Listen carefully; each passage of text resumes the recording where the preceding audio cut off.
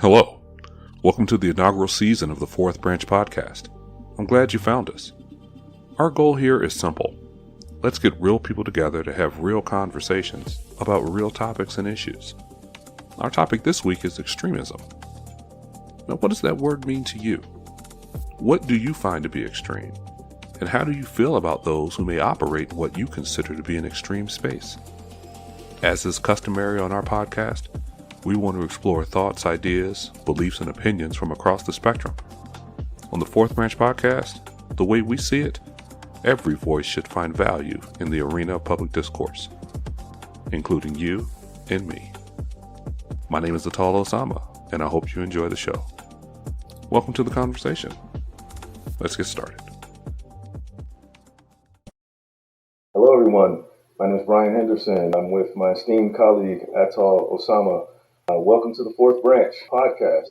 We're going to be talking about a topic that I think is very relevant to our current days and times, and that is extremism.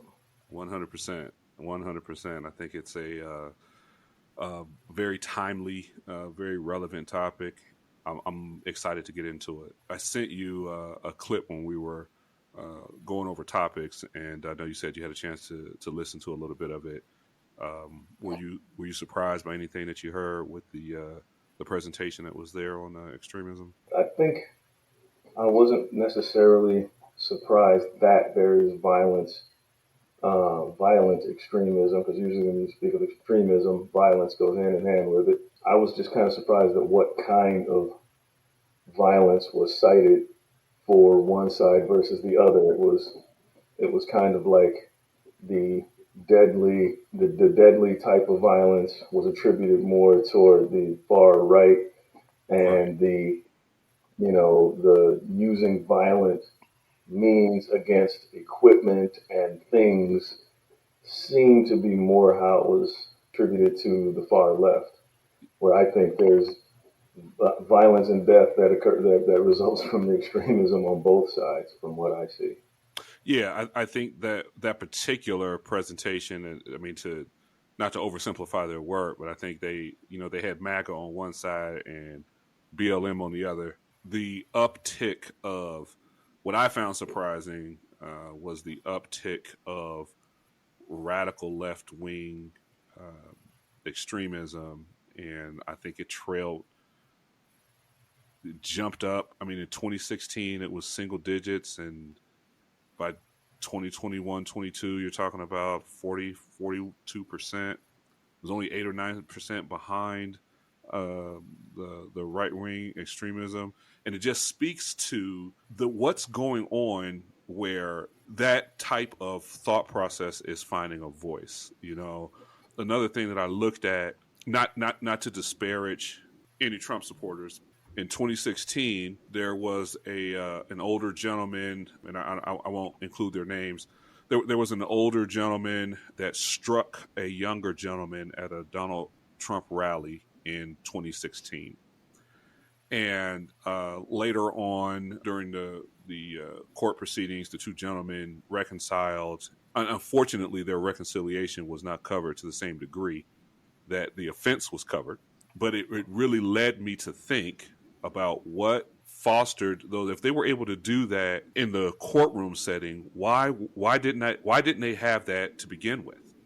And what is fostering this sense of pro-choice person is the enemy, and a religious conservative is the enemy, and it's just becoming stronger and stronger and stronger, and I really wonder what is driving these divides, who's driving it, who's benefiting from it, because it seems to be getting stronger and stronger and stronger. Yeah, I would agree.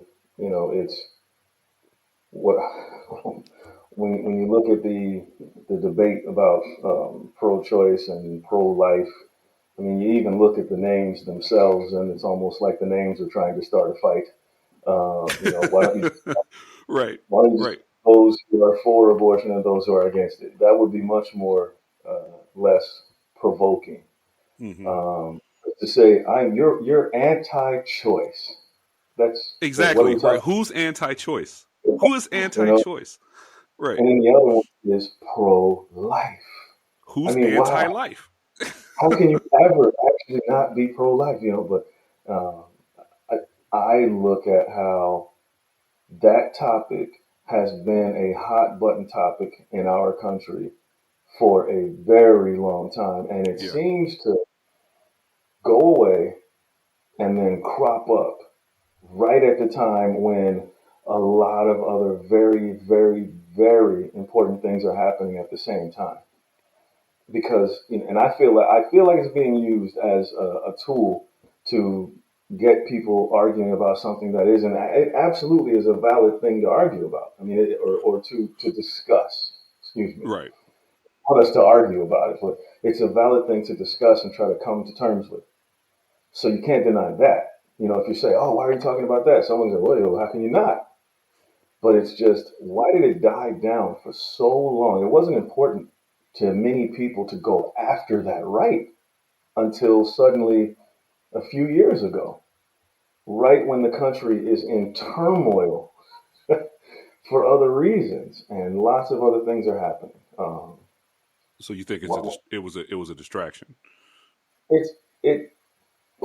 I'm in the same camp that I think you're in. I don't want to I don't want to, Sure. fan the flame of conspiracy, but I will say this: as of right now in this country, we have the World Economic Forum going after your bodily autonomy. Period. Okay. Your national sovereignty in one decision coming up in this coming May. You have um, two other really important. They escape my mind right now. Two other very important decisions that are going on right now. I'll think of those as we go on. That people really need to focus on and really need to know about. Like one of them is central bank digital currencies, right? Mm. Moving away from the dollar and going to a digital currency, which will pretty much remove your freedom, your financial freedom completely. Right. To the where they can tell you what you can buy, what you can't buy with your money, or this portion of your money, or yeah, it Right. just forget the farmers market. Right. Right. And anyway, there's one other that I don't mean to diminish by not remembering it. I'm doing it a disservice, but there's so many things going on, and then all of a sudden, abortion became this huge issue again, and it's like it's kind of divisive. Race is the other one, right? That is just you pull that cord, and suddenly people forget about everything else, and they're just talking about, you know, was this or that racist or not? This guy in his gym shoe down in South Florida, and it goes up to where no Right. one's paying attention to things that Right. hurt us. Anyway, yeah. So it Yeah. seems like, to answer that, yeah. Go ahead. I remember in high school, um, being on debate teams and taking a debate class actually, and having to arbitrarily pick an issue, research the side that I was assigned, and then argue for or against that particular side. And the benefit of that exercise was you had to present arguments that were based in fact, that were tangible, and at the end it was about who presented the better argument. And I think that's an excellent microcosm for what we aspire to accomplish. But now you almost have to pick a side before you know anything about what's going on, right? You have to pick a side, and instead of this broad knowledge base, people tend to focus in on a narrow set of facts or sources. That becomes their basis for whatever their opinion is, and there's no room for discussion, no room for debate. And someone who disagrees with you, they don't just simply have another point of view, they're un-American, they're a xenophobe or a homophobe or some other derogatory label. And I don't know how a functioning representative democracy is going to flourish when you can't speak about different things. And looking at the the Republican primary is going on now. Really, this is a race for second because nobody's going to beat Donald Trump. I try to sit and watch the debates, but all it is a race to the right. That's all it is. They're just trying to get to further and further and further right, and whoever's the most right is likely to secure the nomination, which is hard to get on the right of Donald Trump, which is why he's solidly ahead. Yeah. But once you're that far right, how can you govern from the middle? And what it speaks to, and I've heard people say that we shouldn't be governing from the middle, right? Because our side is right, and we need to eliminate the other side. Well, what is it? That's civil war. What is it that you're saying? And I just I can't remember exactly when this drum beat started, but it just appears that it is more and more extreme, and it's true on both ends of the spectrum. It's not just one or the other, but it's more and more extreme. And I don't know. It's almost like people don't recognize it. It's almost become normal now to go to your particular source of information, learn what you're supposed to think, and then you go and post about that in support of whatever side that you were predetermined to agree with. I just don't remember it being that way, and it really concerns me. Yeah, I agree, and thank you. Almost on cue. It reminded me of the third leg of Ah, awfulness, and it is the net neutrality is now back. yeah, Speaking of with names that do not correspond with what they actually mean, net neutrality is back. So the federal government is now aggressively trying to pursue controlling everything you see and hear, which is only going, it serves to answer one of your questions, your main question from earlier. Why is it increasing? Why is this getting worse, this partisanship? And it's because we're only being presented uh, two narratives, or actually one narrative that paints a picture of a good guy and a bad guy. And that's it. And it just depends on which side you're on, which one is the good guy and the bad guy. There's no science, there's no rational thought, there's no logic anymore. It's just those guys are wrong, and you need to do anything you can to stop them because they're the problem. And that's told to both sides. It's like if I've if I've heard a million, one time I've heard a million times someone that's far right wing say those stupid Democrats, and if I've right. heard same thing going the other direction, oh those, well, it's not really stupid always. It's Deplorable. those sensitive, deplorable, awful right wing people, and we're just going to get more of that. We're going to get more of that fuel and ignition source. We're going to get everything you need to put flames together, and that's all we're going to get. If this attack on our ability to say what we want to say and better, equal to that, hear what we need to hear Right. on the internet. If dissenting voices, nonviolent dissenting voices, just people, otherwise known as people who just disagree with you, aren't allowed to speak, then we're toast. We're finished. I I say something that has I'm going to say something that has haunted me since I first read it a long time ago, and it equated the human brain to a Commodore 64 computer, Oh meaning we wow. think we are so absolutely smart and one that my goodness, computers have never even caught up to us, right? But the psychologist was making the argument that the human brain is just about as functional as a Commodore 64 computer. You put the disk in that gives the instructions for what it to think, say, how it's going to operate, and it doesn't know any different. Right. So if you don't give it the information, okay, jump over that wall and you'll be safe from the fire over here. But don't tell that Commodore 64 that on the other side of that wall is a bath of hydrochloric acid. Right. Right. Don't give it that ability to say, wait, maybe I should jump up and sit on that wall for a second. Mm-hmm. Maybe I should jump all the way over because I don't know what's actually over there because I can't see it. Right. This sound familiar with most people making judgments? Can't see it, never been. I've never been over there. I don't know what's really going on. I haven't gathered the facts. But here I go, jump. Ah! And so it's just going to get worse. I think if we don't fight back as a people and say, look, although I did not agree with X person, because it's, for me, it's people on both sides of the quote unquote fence. Even though I don't agree with them, I still want to be able to say what they're going to say.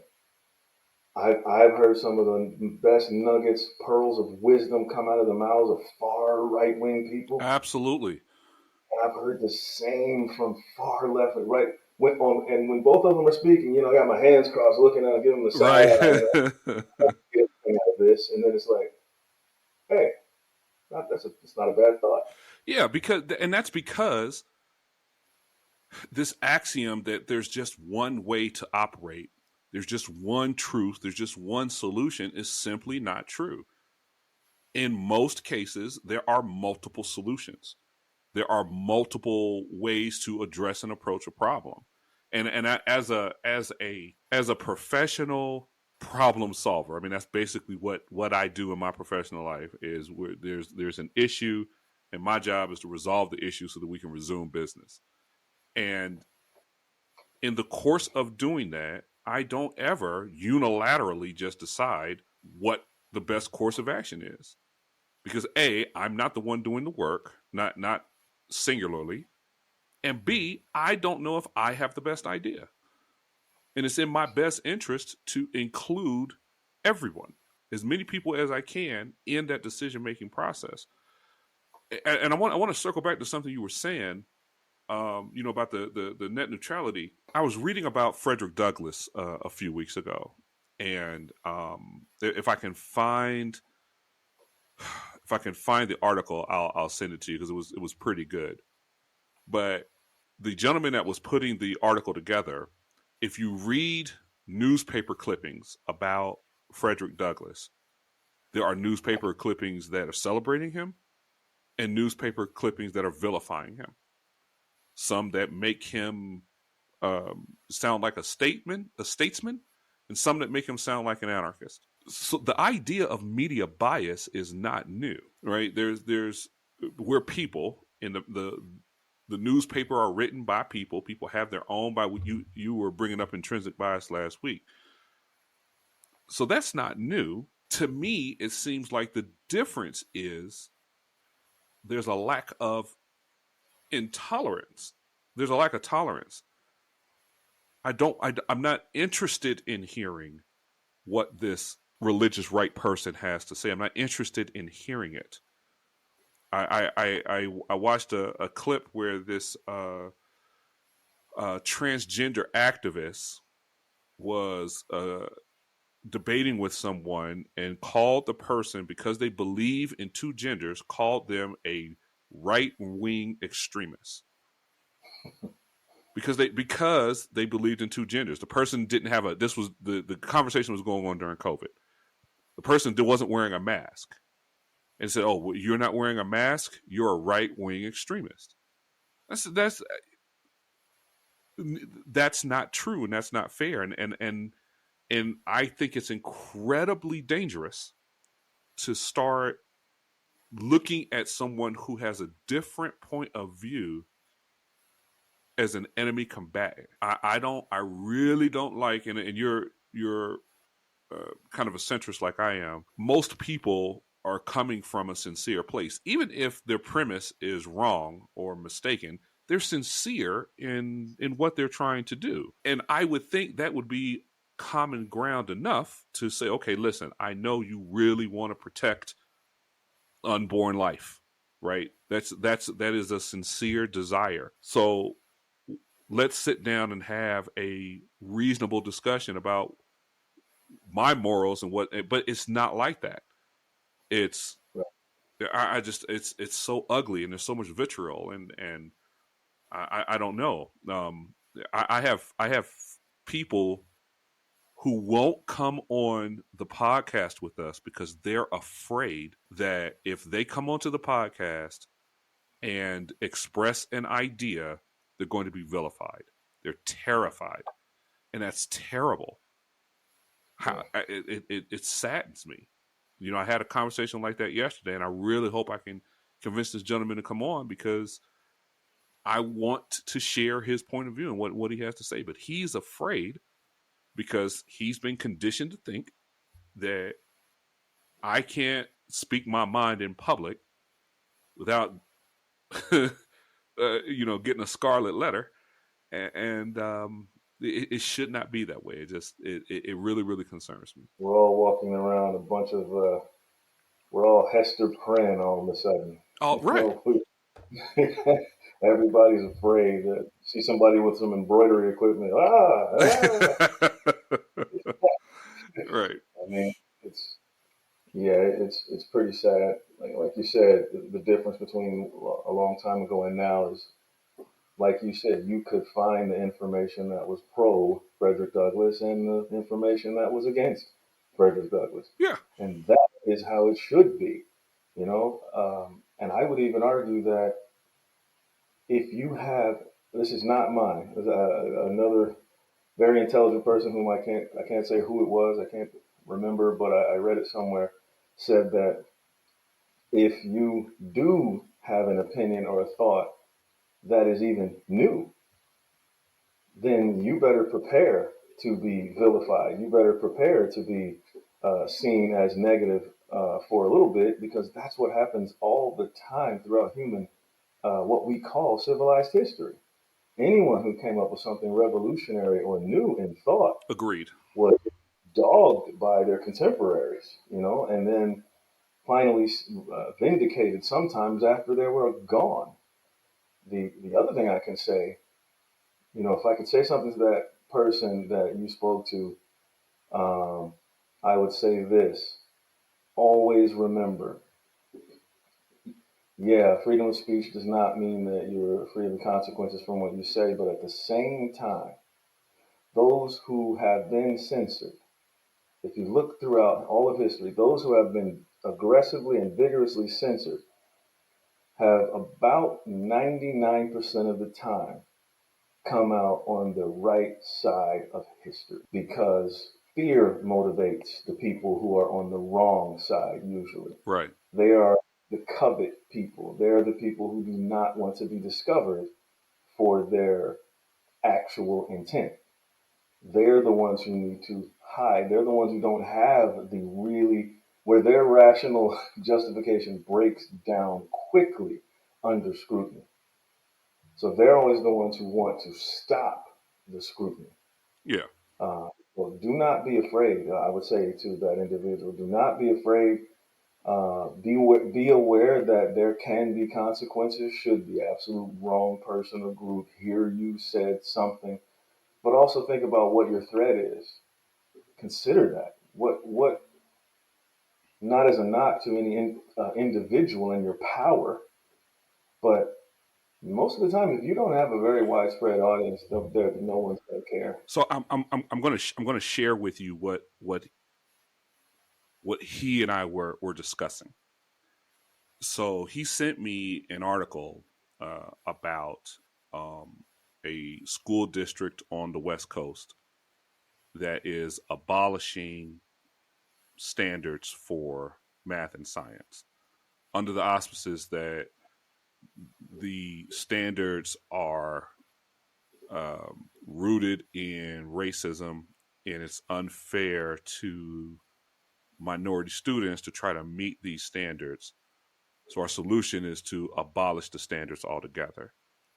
Now, his argument is, if a student is not meeting a standard, why would you lower the standard to the student? How does that help the student? If we have this expectation and some students are able to meet it in some places, then we need to fix whatever's wrong so that all students can be able to meet this standard if we have societally deemed that this is an important benchmark for a child to have in our society. But What he's really saying is, and this is why he's afraid to say this out loud, is that there's a racist undertone in not even requiring or suggesting that this poverty stricken child cannot meet the same standards as the suburban child. But because he's Caucasian, he does not feel that he can say that in public.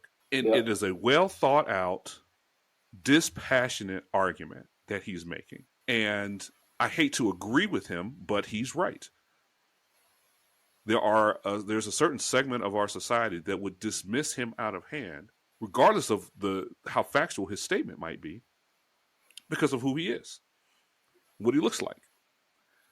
And I think that's again a function of this intolerance that we have gotten allowed ourselves to become accustomed to. Do you remember? Like I can remember Bob Dole and Bill Clinton in their debates. I don't remember it devolving into personal insults and disdain towards one another. Same thing with Dukakis and Bush. Same thing with Bush and Gore. Bush and Gore, I thought was contentious, but they were statesmen at the end of the day, right? And the bringing the country together and the peaceful transfer of power was more important than anything else. It's been 3 years since the 2020 elections, and I don't think I'm not going. I mean, they might surprise me, but I don't think Donald Trump is getting invited back to the White House for his portrait unveiling. I don't see that happening. I don't see that happening. Right. And Right. there appears to be a personal disdain for the individual, and I just don't remember it being that way. And that type of disdain is being celebrated in our society. I mean, we're dividing ourselves into these camps. Do you recall it? Do you recall elements of this when we were younger? Do you remember seeing things like this? I remember divisive speech, but not really the visceral, insulting, um, immature kind of juvenile type things that we see now. And that's, in my opinion, because things were pretty much smooth sailing during that point, from the standpoint of those who moved things. It was progressing as needed, and this transition that we've lived through, of if you don't have access to an actual library of really good books, Right. you don't know a lot of things. Oh, you know what? We're completely ignorant, and Right. um, it's like now, or I shouldn't say now. Now it's changed. We went through a sharp. There was a bell curve of the availability of information that would change lives and change the world, and I feel like that bell curve started at the bottom in around 1999, 2000, Mm-hmm. and crested right around 2000, um, 5 or 6, Mm-hmm. and then they started knocking that thing down, and it's been going down since around 2006. Uh, I bookmarked, a lot of really good information that was available on the internet, a lot of good documentaries and speeches from people, in government and people analyzing government. And by 2009, all of them were gone, just gone. And this was Wow. before they were even talking about the purge that's happening now of the internet. So we've lost a lot of the information that we would normally have. And again, what is fear? I'll take this kind of back to our, closer back to our target. Fear is most easily rest on a lack of knowledge. That is what causes fear of any situation or in any situation. It's a lack of knowledge, not knowing. Human beings hate that. Mm-hmm. Uh, and There are certain human beings that hate it when the majority of human beings have that knowledge. And so what they've done is they've taken it away slowly but surely. And what they can't scrub away and what keeps growing back. And I think it keeps growing back quickly because of that surge of the availability of really good information up until around 2006, 2007 on the internet. Um, as a result of them starting to remove that information, the people who were able to get a lot of that and get references to books that they had never even heard of, didn't know that certain thought processes were even ever happened. Those people are still alive, and Right. they're making podcasts and they're making things on the internet that keep disturbing the move towards getting rid of that information because they want to get rid of that information so that extremism rises. When extremism rises, you just get divide and conquer. It becomes very easy. When Absolutely. you got this lump of people in the middle that keep going, hey, hey, hey, everybody, hold on. Get your knives and guns. Right. Look that way. Stop looking at each other. Look at the puppet master that is laughing while you're trying to cut each other's throats. Those people are annoying. Cut throats over some of the most trivial, meaningless. I'm not going to call it meaningless. I mean, I don't want to say that, but comparatively speaking, compared to issues that directly affect your life, those issues are going largely unnoticed. Right, And we're right, we're sitting here talking about the president's son's laptop and what Donald Trump was doing in the early '90s as a real estate mogul. And I mean, I don't want to call those issues unimportant. I'm sure they deserve their due, but should that be what we're talking about when we're trying to make decisions about the quality of food and the quality of education and the prevalence of violence and all of these things that have real impact. Um, and I think you alluded to it before. It seems like a distraction mechanism. I don't know if it's nefarious though. I don't, and I think this is where I part with the conspiracy theorist. I don't think it's nefarious. I just think it's profitable. I think it's profitable to be able to get a large group of people looking in the same direction because you can sell that attention. And I don't necessarily think that they're trying to harm the country more or less. I just think that there's a business model that is very successful that groups people together. People feel good when they feel like they're a part of something. And now that we got you all looking at this same way, by the way, while you're mad at Hunter Biden, I'd also like to talk to you about uh, timeshares in in Lake Tahoe or whatever it is you can sell to that group. Something else you said that kind of struck me. I mean, 2007, 2006, 2007. This is the rise in the popularity of Facebook. This is the rise in the popularity of YouTube. This is the rise and the popularity of Twitter. And these algorithmic al- algorithm driven echo chambers. I think this may be an unintended, maybe, I don't know. I think this may be an unintended consequence of their actions. And, I remember Elon Musk in, was it maybe 2012? Um, no, it wasn't Musk. It had to be Zuckerberg. I can't remember who it was. Some big tech giant was arguing that it might have been somebody from YouTube. I mean, from Yahoo. Anyway, they were arguing that they're a business, right? It's not their job to police public discussion. It's a business, mm, and I just don't know if that's true anymore. I don't. I think at the end of the day, what they're selling is access to a public forum. And if that is the case, like I don't know, man. Is there an argument there?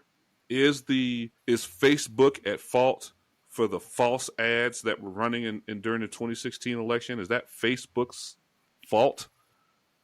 Were they supposed to do something? Was Twitter supposed to do something about the Russian agents that were trying to pollute the midterm elections? Who's responsible for that? I don't know if the business is responsible for that. I don't know. Yeah, I would say that are they responsible um, for editing what is fact and what isn't? Are they supposed to be their own internal Snopes?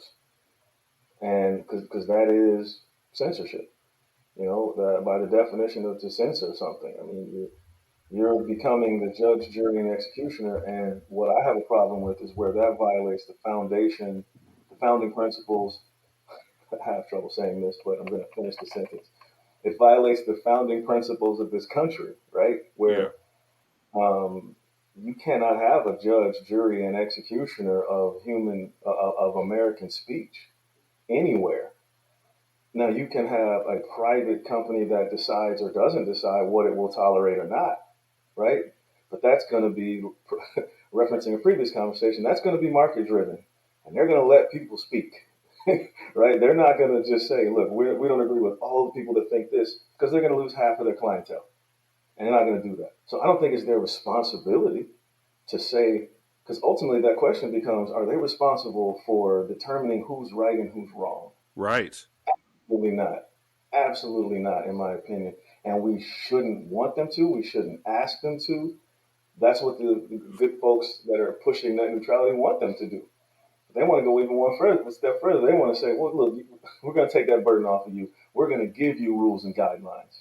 We're going to be the judge and the jury and the executioner for your private company. And if you don't do what we say, we're going to even violate you financially and your freedom of speech and freedom of the pursuit of land, property, and to get justice. So a popular I'm sorry. Let me let you finish your thought.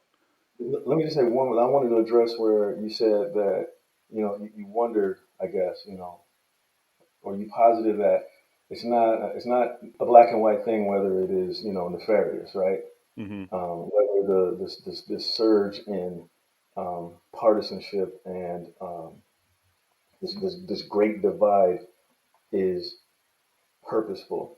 Again, I go back to history. When groups of people make it their motto that you know divide to divide and conquer, when they have slogans like "Ordo ad chaos," which means order out of chaos, when they know that when you create chaos, when you create animosity, you can come in with the solution, the order that you Right. wanted, and everybody will ask you for it. Right. Um, I think when we're focusing on Hunter Biden's laptop and when we're focusing on Hillary Clinton's emails and when we're Right. focusing on Donald Trump's secretly recorded statements, 15 years ago, I don't care if it was 4 years ago.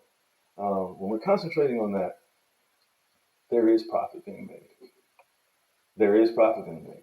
It's just we don't see it. It's kept away from us and no one talks about it. When we destroy a country, well, we're talking about things that whether this toothpaste ad was racist, while we're talking about that, they're destroying countries. Yeah. They're using the partisanship between Republicans and Democrats to make half the country push for a war they don't know anything about. They don't understand it because it's all couched in, do you support the troops? It's Right. all couched, or how patriotic are you? And look at those guys over there. They're not patriotic at all. And you can prove your patriotism by just simply saying yay every time we say we stand with Ukraine. Every time, or it's Careful. Careful. you're Are you suggesting? okay, you gotta be careful. Where's the embroidery? The embroidery people, are they coming up? You're I'm right. gonna get better. I mean, it's would say not nefarious. I would say it is criminal and insidious. Mm. I mean, we literally set up a situation where the people in our country, if you just step back and look at our country, our economy is in shambles. Unemployment is amazing. They've told us we're just that we're monkeying with the definition of unemployment just to keep telling you that it's we're decreasing it. We're not worried about whether you lost an $80,000 job and now you are making $15,000 a year and you got a family of four. We're just going Right. to say we're going to say we added 800,000 jobs to the economy, but that's because you gave a government grant to Burger King. Right. So all Right. this that's thrown at us, dividing us in every way possible, and in the meantime, we are destroying countries. We're starting more wars than people even are aware that we're still in. We're still in Syria, folks. Yeah. For everybody Yeah. who's forgotten, we're still there. Forgot all about it. Right. There's a travesty happening in a very, very, very small area right in the middle of the Middle East right now. An absolute genocide taking place. Um, and boy, oh boy, there you can get your scarlet letter. Oh, Oh you yeah. can get a scarlet letter if you even mention that the random murder of thousands of children is not okay. Yeah. I mean, so that should be unimpeachable, right? The idea if you were if you were incensed at the actions of Hamas and their wanton violence towards Correct. the civilian Israeli population, if you were incensed by that, how can you then feel justified in supporting wanton violence against the civilian population of the on the Pakistani on the Palestinian side? And the trope and the argument of Israel has a right to defend itself, which I agree with 100%.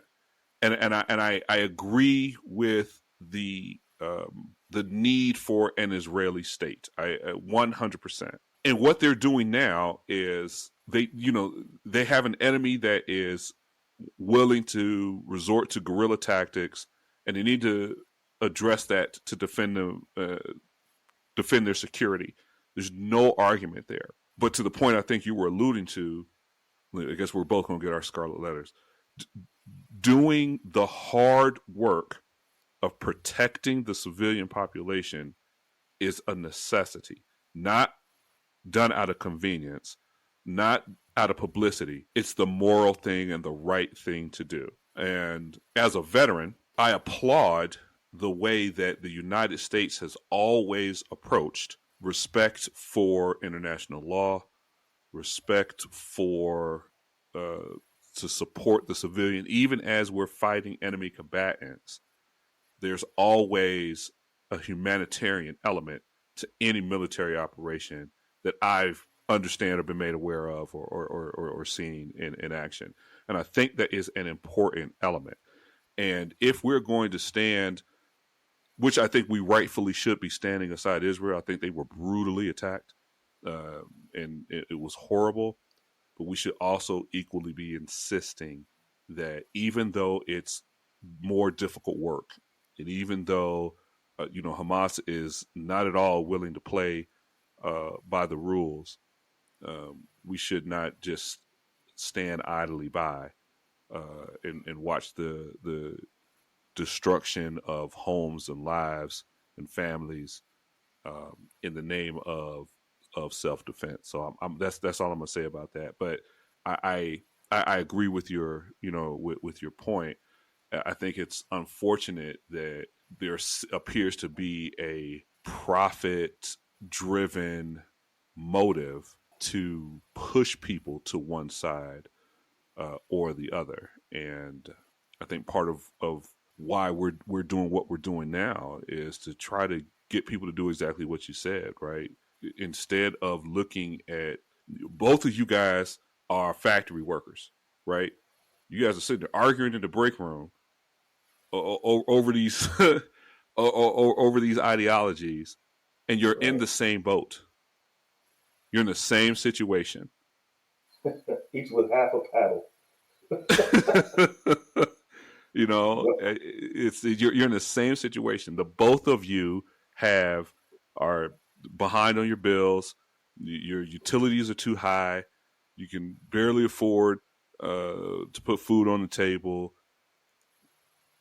Those should be uniting factors, as opposed to, oh well, I know for a fact that you allow your son to dye his hair blue, and that's un-American to me. And those. It saddens me to see where we are societally. You know what I say in terms of extremism. We have several forms of extremism that are active right now. There is financial, economic extremism. Hmm. Uh, we're in I won't go into that because that's another topic, but we're in the most financially extreme state that we've been in since the creation of the country. Yep. Um, when it, I have to make this statement, and I'm just going to start stitching my letter right now. Um, the In 2014, there was a march toward the border of Israel by the people in Gaza into the 300-foot exclusion zone. And it was announced and known they were going to be nonviolent. No weapons were going to be brought. And the snipers on the other side of that border began to pick those people off to the tune of 900 plus innocent civilians, including medical workers, journalists, popping them. They're standing there 1 minute, the next minute, blood's coming out of the backside of their head and they're falling to the Mm. ground. Young nurses dead, all with absolutely nothing done by the international community whatsoever. Nothing.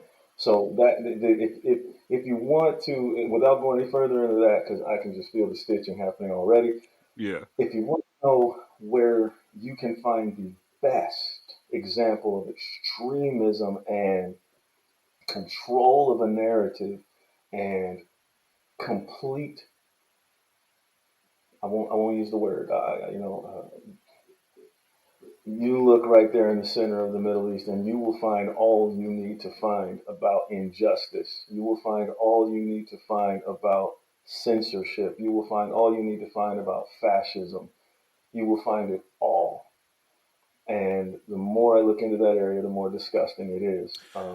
You, I don't know if you know any Palestinians personally. Um, I, I I don't have talk to them regularly more, but I do. Yeah. yeah. So I know some Palestinians, and not to totally rebut your point, but I don't think there's any question that there are atrocities to speak of perpetrated by the Israeli state uh, during the occupation, after the occupation. Um, I don't think there's any question about that. Which occupation? The Israeli occupation of the Gaza Strip between, what was that? I don't know, the late '70s and the second Okay. occupation again. It took place in the was that in the mid '90s or whenever it was. Right. Um, As though well, it ever stopped.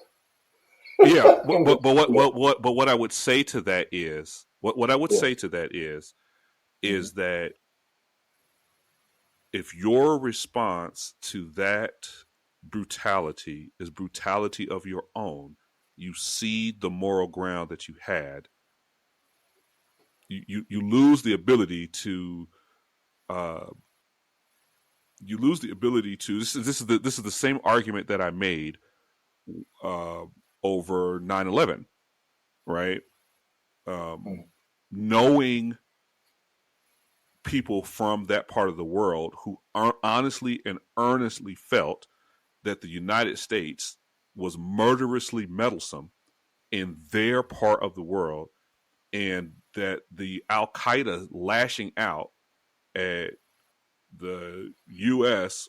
was simply in response to the behaviors and the actions of the U.S. government. And everything that that person was trying to say to me may have been true about what the U.S. government was doing. But you lose the ability to point the finger at their uh, wrongdoing when you choose to fly planes into buildings and kill people that have nothing to do with what you're talking about. They I the understand. people that were the people that were killed on October 7th have nothing to do with those points. They did not perpetrate those things. I understand that reasoning. I'm not going to touch uh, September 11th. I'm gonna stick with this particular in this particular area and speak in generalities from now on, so that maybe I won't Right, get the right. you know it's Yeah. they're facts, right? Things happen and it's facts. So I'm not going to Mm-hmm. volunteer, uh, but I always have this principle, and I think it is directly applicable to the strip in the middle of Palestine, which is actually now the strip in the middle of Israel. Mm-hmm. Um,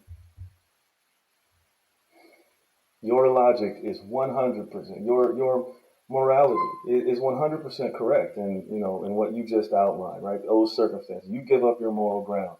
You give up your ability to say, "Oh, wait, but not me."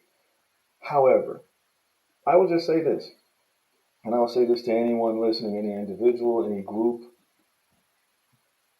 If someone is standing on your neck, okay, let's just say, for example, if you didn't have any fresh water that you could drink, and they made sure that was the case. When you did get the allotment of fresh water they gave you for the month, people could come to your home and defecate and urinate in your Right, water source. There's right, nothing you could do about it. right. And it happens on a regular basis. If people put your whole group on what they call a diet that is designed to drive you out of where you are because it is so calorie deficient that you have 60% more chance of dying from common diseases and infections than the people that are 4 miles in the other direction. If someone has their foot on your neck for 70 years, will not get off of it, likes to pee on you, and likes to kick you while you're down. The same thing happened early in the foundation of this country. Mm-hmm. You can either say, and I'll change the gear. You can either say that Nat Turner was a madman and what he had coming back to him, he had coming back to him. He was a madman. He was an anarchist. He was a murderer.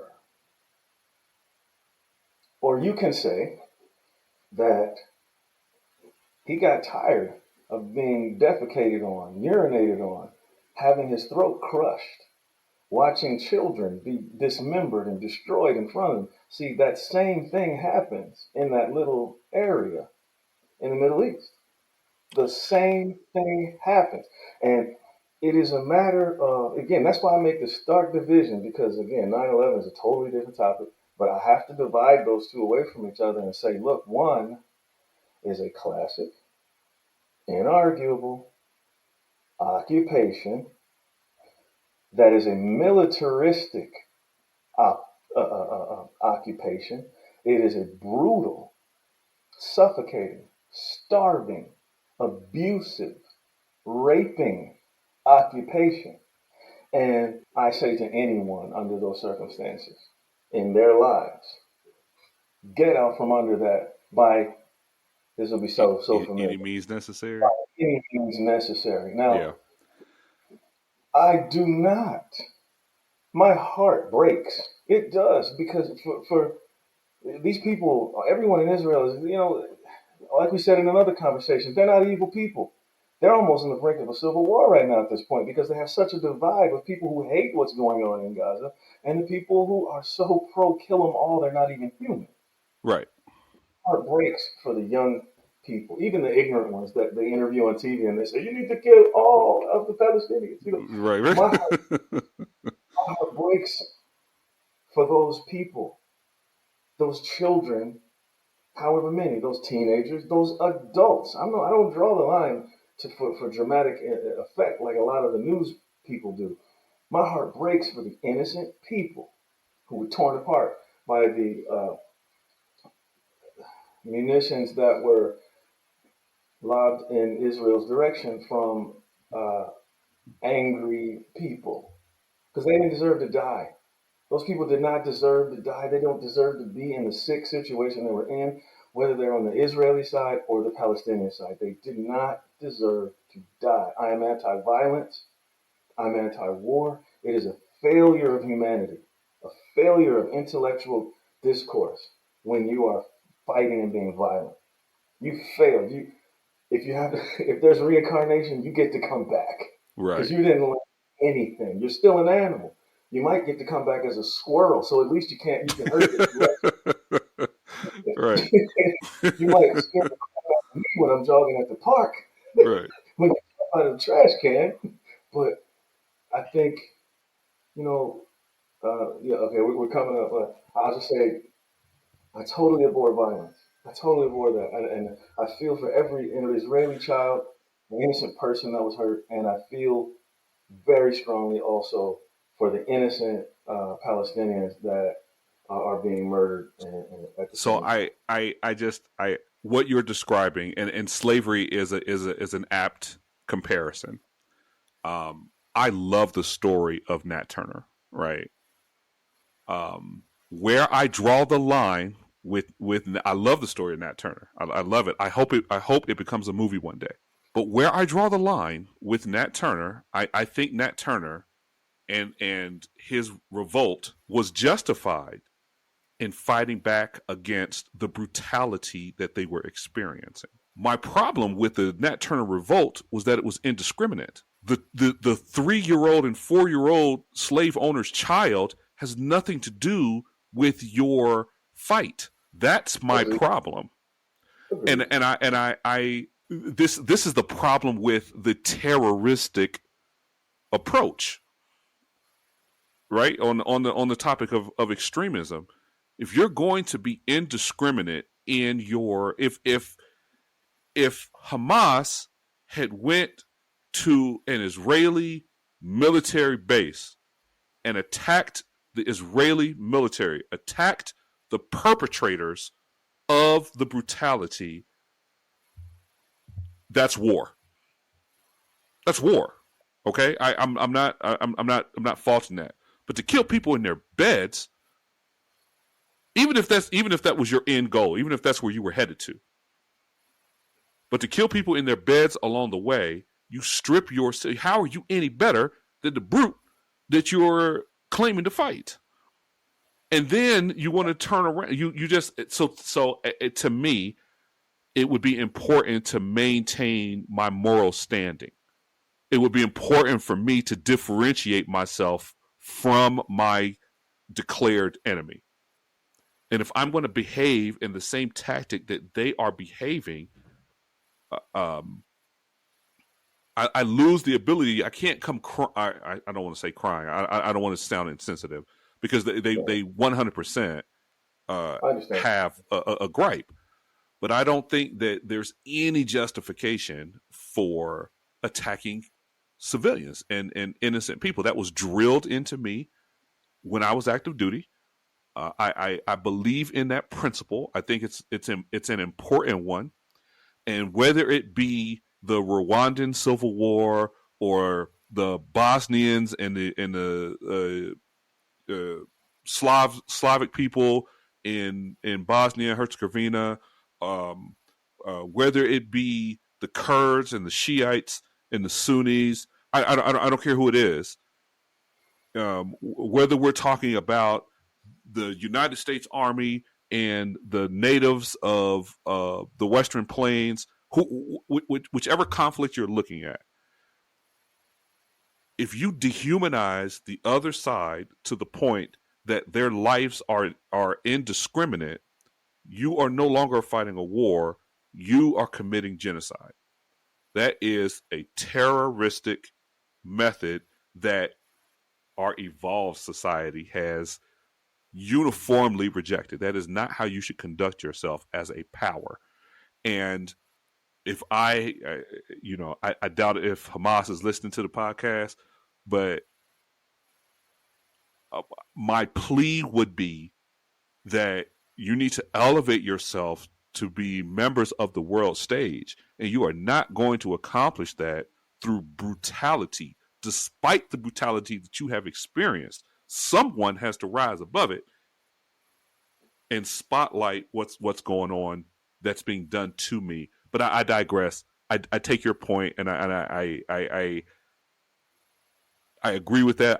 I have to draw the line for me personally. I have to draw the line with attacking people who have absolutely nothing to do. Um, uh, I I think that the premise or the running theme in what you're saying, is encapsulated a lot by the morality and the elevation uh, onto the international stage, and I would submit humbly that they don't have that avenue. They're not allowed to gather in groups of more than I think it was two or three. Excuse me, groups of more than like 10 or 11 people. They're not allowed to gather. They're not allowed to do or say anything politically. Their communication is 100% surveilled and controlled by their oppressor. And that's what I'll call it, because that's what it is, by their okay. oppressor. They cannot even see outside of their prison. They're not allowed to go from one cage in their prison to another without showing their papers and being harassed, maybe even shot, along with a few journalists that are with them. They don't have the ability to target at all. They target, and they can target as well as we target when we use our precision strikes and kill 15 civilians and go, oops, Right. every. Right. They don't have, again, I don't change my stance. Yeah. I'm a firm believer in put yourself in someone else's shoes, and the little child or children, innocent people that die, it breaks my heart. But I know why they're dying. I understand. I like to think in terms of root causes. You know, So when I you're blaming and I see what you're saying. You're blaming their deaths because of the actions of their government, and I understand that. I understand and that. they're saying it too. There are people. Can you imagine how lucky we are? Let me just say that to live where we are right now. There are people in Israel that go to bed every night, just like there are people in Palestine that go to bed every night thinking this might be the last one. Right. And they get up and they protest. They're doing it right now, probably. They get up and they protest what their government is doing. They don't all love Oh no. Mr. Oh Mr. no. Netanyahu, and he shouldn't. Never mind. I won't go too deep into that. I'll Yeah, I just mean say they were protesting before because of his he was attempting to consolidate power and weaken the Supreme Court. That was a huge deal before this happened. It's by no means a unified society in Israel right now at all. At and all. I want to stress that because I think we both. I know we both. I know you. We both are pro human. We both are pro people, meaning no one deserves to be slaughtered. No one deserves to be senselessly murdered. Nobody, right? I mean, uh, who are we as individuals? And doesn't that matter anymore? Uh, but when I look at that situation, I look at again tying it back to extremism. That's exactly what it is. It's You know, there are people who do not see the people in that strip as human beings at all. They Mm-hmm. totally humanize them. Their leadership dehumanizes them. Uh, and that's what allows the violence. And then, of course, when you are violent at all, and let's not forget that, when you're violent at all, you forfeit your ability to complain Agreed. when violence is used against you. So it's like when they, when you oppress someone, when you crush people, and you laugh at it, they take home videos. I've seen them myself. I've seen them myself. There's the snipers at the gate, or the well, whatever, might as well call it the gate. They take home videos of splattering people's brains into the air. And they laugh and they cheer and they say things like, man, what a great video this is going to be. These are the people that they know they're dealing with. So It's a tough situation when for when I was I was never deployed. Um, I did have an opportunity to work with, because especially because I was in Germany. So that's a forward deployed area. So we were commonly rotate units out. The engineers unit that was in the same installation that I was on made frequent trips to Bosnia when I was there in the late '90s. And one of the and this is a thought experiment that I've had to deal with since I came home from the army. And again, if you're not given certain information, right? And I'm gonna set an example here. You're a soldier. You're new in country. You're going out on patrol, and you're being told to beware of a child. You know, these militants are using children to come and blow up patrols. And there's an actual incident of a child blowing up a patrol somewhere in your theater. So you're on high alert mentally about the potential for this happening. And then you happen to be out on patrol and a child starts running to you. You don't know what that child's intent is. Maybe they're excited to see Americans and they want candy. Maybe they have a bomb strapped to them. The question then becomes, what is morally right for you to do? Do you have a right to self and self protection that would justify you shooting that 10-year-old? Or should your morality override your self sense of protection and give the benefit of the doubt to this kid that is running in your direction? And I think until you've been a soldier and been in that environment, it's really hard to understand what goes on when you're trying to make that choice. Because I can say here and now, that if I was in that situation, I'm shooting that kid because I'm coming home and nothing is going to override that for me. Even though I know full well that after I shoot that kid, the news might pick up the story that a 10-year-old was shot. And that will definitely happen in their home country, right? This is the third instance that this 10-year-old, why are they over here shooting our children?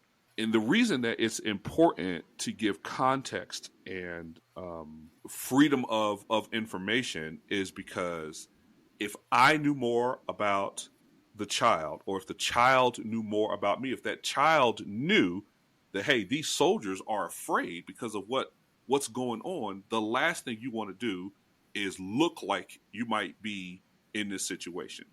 Or I might be better served to know that where it may be an issue or concern here, it's not going to be an issue or concern there. Whatever information can be provided to allow me to make a more informed choice.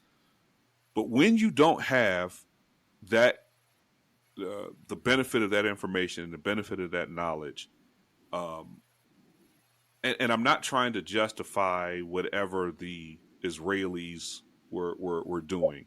Oh, You understood. know, I'm not, but I will say that it's without the context of knowing why, what their orders were, what was explained to them, what do they understand, because how else, if it's just cold blooded murder, right? I mean, you're talking about people taking videos and laughing. So I've seen guys come back and they've got photos of a tank, an enemy tank that's fried, and they're taking selfies with the charred bodies inside the tank, because for them this was someone that was trying to kill them, and they're not celebrating the destruction of life. They're celebrating their successful defense of their own. And I wonder what makes this Israeli sniper feel so good. I mean, is this just a sadistic person that enjoys shooting people? Or is there some understanding that they have that allows them to feel justified in their actions? And I wonder what that might be. And I think it's important for us to be able to have that kind of context. Um, Again, because I don't know. Your assessment could be completely right. Right? They could just look at these protesters as less than human and revel in their deaths. That could be the case 100%. I honestly don't know. But it could be that they believe that there's some existential threat, in that their belief in that threat is what justifies their actions. That could be the case. It is a hard place to be in when you have so much history of violence and pain to try and parse out who's justified and who's not. Because I think the point that you were making, the very same argument that I'm making against Hamas, one could argue you could make that same argument against the Israelis. The Israelis have no moral standing based upon their actions, right? That argument could be made. They're in no position to claim, oh, look at what's done to me, in the face of what they have done to others. So it's hard. It really, really is hard. And I know we weren't intending to go down this, but It's an impossible thing to avoid this topic almost if you talk about extremism, because it is probably the largest example of of extremism on the planet. extremism that's in the world right now. Yeah. I'll address kind of what you said on two little things really quickly. What were those soldiers thinking? And what I think what you said is, I agree with the reasoning and the thought process behind it 100%. Never just assume you know everything about a situation and snap to a judgment. I 100% agree with that. What I will say though, quickly, about the soldiers in the videos is they were taking these shots. They were blowing heads off from behind a very tall fence, earthen barricade with concrete, at civilians with baseball caps on and t-shirts. So there was no imminent threat of death or danger or even harm in that um, altercation, if you want to call it that, in Possibly, 2013. Thousands. possibly. If I if they know, were not told if they were told that they have reliable intel that they're amongst these protesters are e- embedded terrorists, and we believe that they have these descriptions, and based upon this intel, and is very strong, based upon that, you are clear to engage if you have clear line of sight on these targets based upon this description. you have to. The only thing is, you have to replace the word target with protesters, and you'd have to say, you'd have to feel in clear and present imminent danger from 200 feet away. You have to say these people have the most incredibly covert way of hurting you because whatever they're hiding it in, it must be a gel that they rub on their skin that explodes and can destroy things a football field. Um, Right.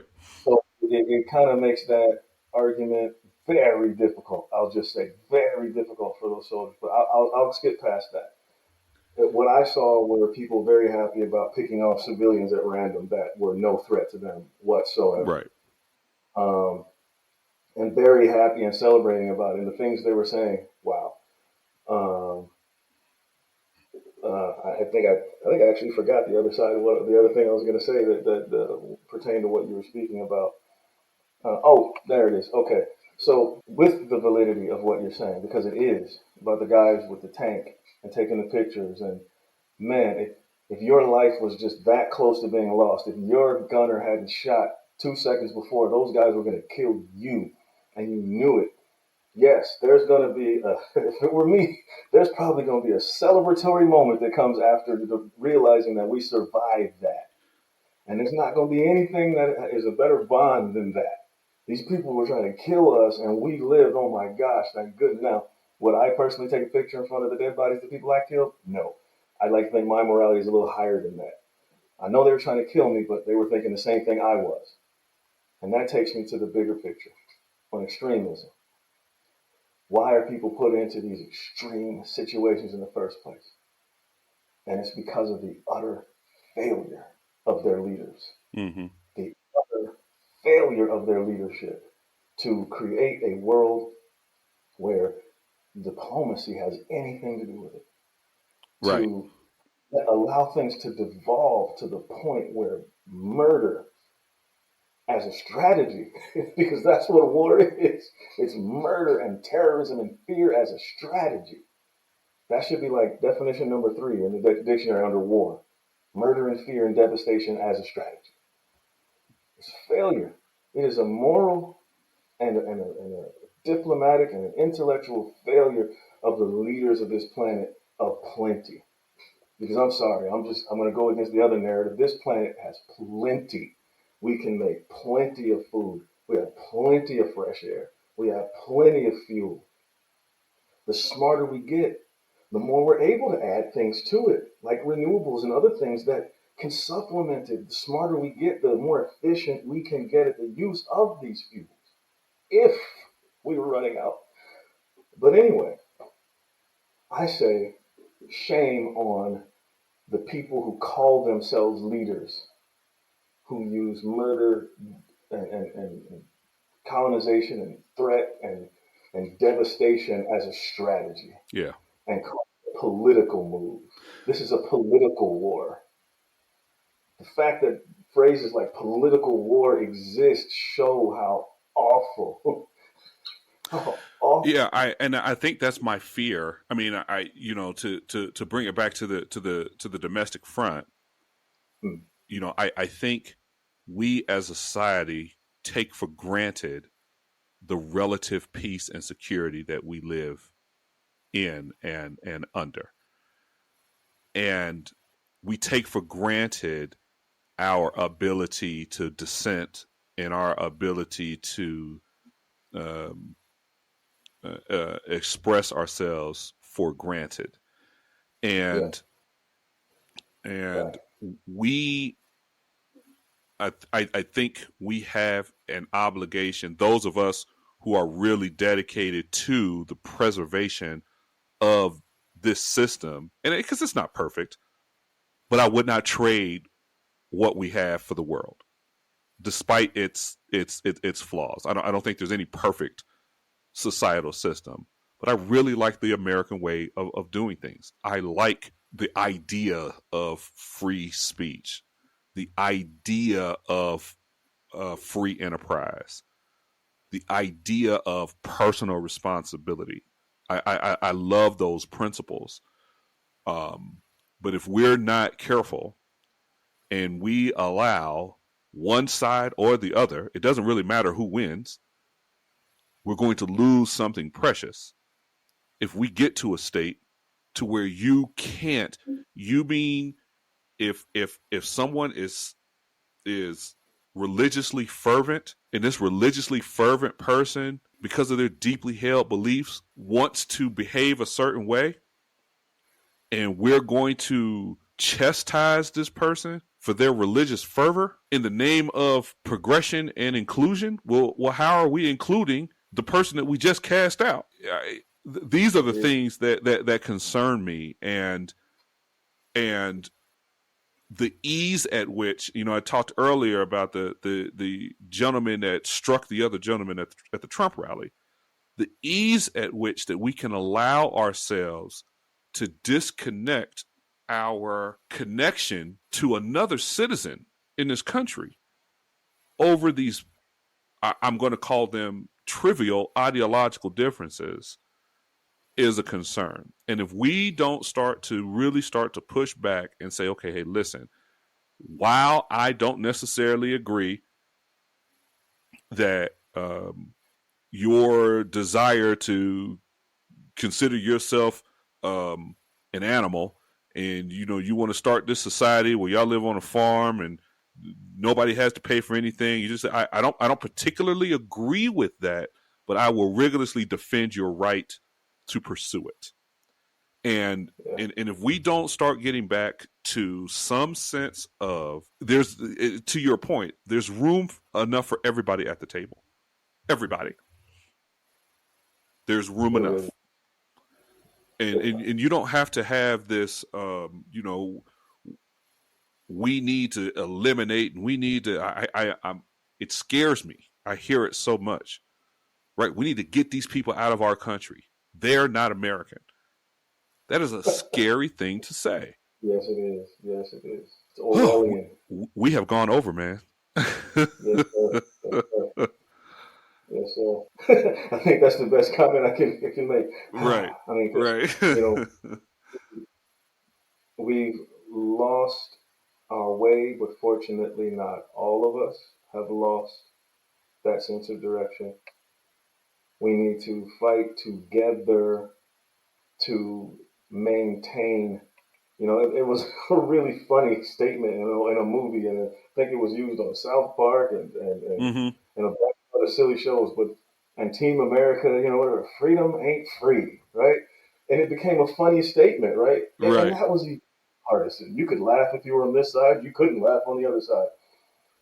No, it's freedom is not free. Like for the people who don't understand that, you cannot sit back, drink your coffee, kick your feet up on the couch until the freedom takers are at your front door. Right.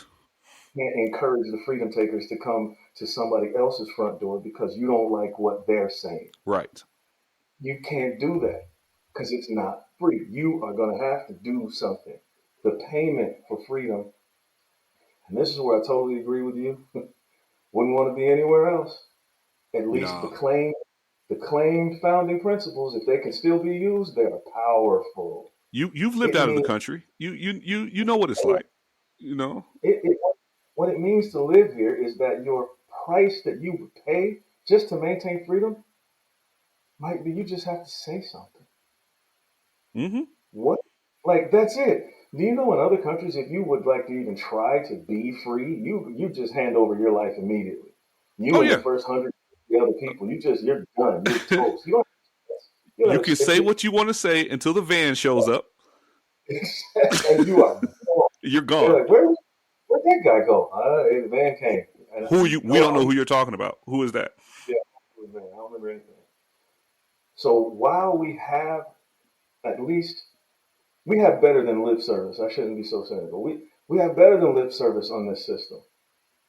It can still be used as long as the people with power have to claim to still support it.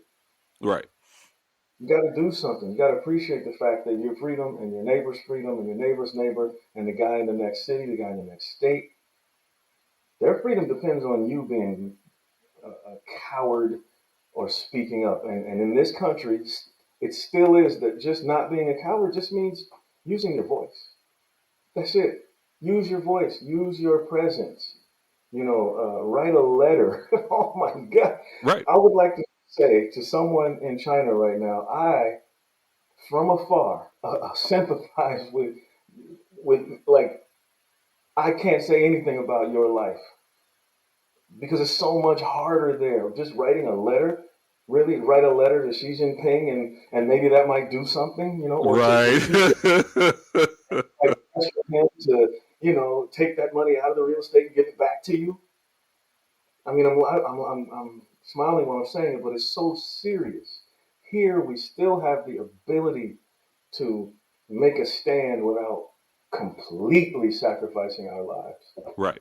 And if we don't fight for each other to do that, and what fighting for each other means is cut out the extremism. If you find yourself saying you're far right, cut it out.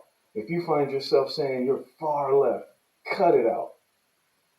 Come somewhere toward this thing called the middle where you use your own brain. Because if you don't, other people are going to tell you what to do with it from now on. All right, man. I appreciate the discussion. Another good one. I think so. Yeah. Look, we'll go ahead and shut it down, and we'll talk again next week, man. All right. Take care. Hello, everyone. This is Brian. Thanks for listening to today's episode. If you'd like to support us and our mission to foster real dialogue, you can find us on most major social media sites, including Facebook, YouTube, Rumble, Instagram, X, Threads, and TikTok. Just search for the Fourth Branch Podcast with a numeric 4. Please reach out to us if you have a comment or an idea for a show. We mean it when we say we want to hear from everyone, and we're serious about including you in the conversation. Got a topic that you're passionate about? Let's talk about it. We'd love to get you on the show and allow you to express your views. Once again, thanks for listening. Can't wait to talk to you soon.